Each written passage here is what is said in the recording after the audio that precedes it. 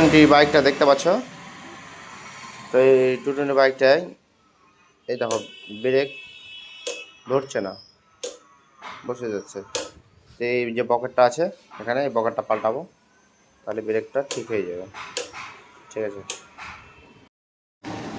তো এই যে দেখতে পাচ্ছ পকেটটা 212 টাকা দাম আছে। ঠিক আছে, পকেটটা খুলেছি,